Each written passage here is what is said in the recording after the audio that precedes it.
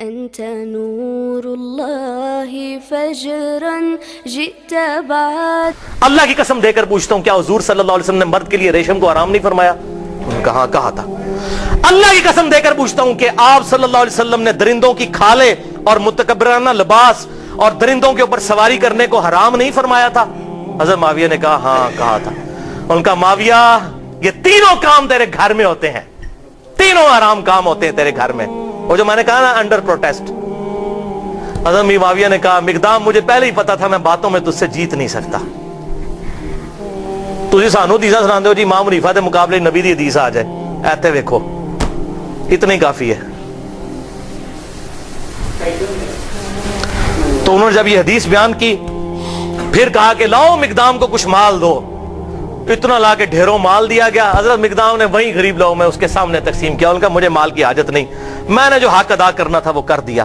یہ تھا بات بھائی. حسن انگارہ کیوں تھا ان کے لیے؟ صلح حسن ایک ٹریٹی کے تحت، ایک معاہدے کے تحت ہوئی تھی جس میں بڑی بڑی شرطیں یہ تھیں کہ معاویہ تم اپنے مرنے کے بعد امت کو شورا پر چھوڑو گے جس طرح کہ شیخین نے چھوڑا تھا، ابو بکر عمر نے. اپنا خلیفہ کسی کو خود نامزد نہیں کرو گے، اپنی اولاد میں نہیں کرو گے، اور مال فہ میں سے اور مال غنیمت میں سے جو حصہ اہل بیت کو ملتا ہے قرآن کی روح سے مال غنیمت کا وہ ملتا رہے گا. اسی طریقے سے تم جو ہے وہ میرے باپ کے اوپر ممبروں پر لعنت نہیں کرو گے، کیونکہ پہلے سے لعنت شروع ہوگی. شام کے گورنر تھے وہیں سے لعنت شروع کی تھی، یہ ختم کرو گے. لیکن کسی بات پر عمل نہیں ہوا. الٹیمیٹلی پھر انجام کیا ہوا وہ صحیح بخاری کے اندر حدیث ہے، 7109 نمبر حدیث. حضرت حسن کو حضور صلی اللہ علیہ وسلم نے اپنی گود میں اٹھایا ہوا تھا، ٹھیک ہے. اور یہ حدیث شروع یہ ہوتی ہے کہ جب حضرت علی کی شہادت کے بعد لوگوں نے حضرت حسن کو خلیفہ چنا. یہ بھی یاد رکھیے حضرت علی نے حضرت حسن کو خلیفہ نہیں بنایا. حضرت علی نے اپنا خلیفہ کسی کو نہیں بنایا. سنی شیعہ کتابوں دونوں میں لکھا ہے. انہوں نے کہا میں یہ وزن نہیں اٹھاؤں گا، میں امت کو اسی طرح چھوڑ کے جا رہا ہوں اپنا خلیفہ خود چننا جس طرح حضور کی وفات کے بعد ہم نے ابو بکر کو چنا تھا، میں نے نہیں کسی کو بنانا. پھر لوگوں نے مشورہ کر کے حضرت حسن کو چنا.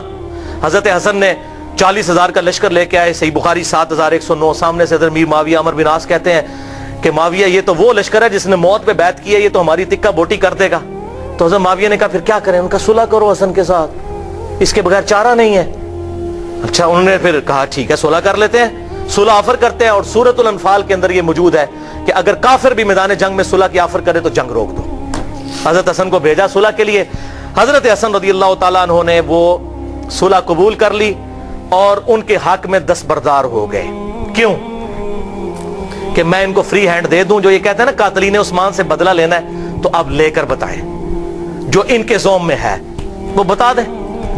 یہ نہ کہ میرے پاس خلافت نہیں تھی تو میں خلافت حوالے کرتا ہوں. اور حضور صلی اللہ علیہ وسلم کے الفاظ وہاں پر پھر وہ تابعی 7109 کہ حضور نے حضرت حسن کو گود میں اٹھا کر کہا تھا میرا یہ بیٹا سید ہے، اس کی وجہ سے اللہ تعالیٰ مسلمانوں کے 2 گروہوں میں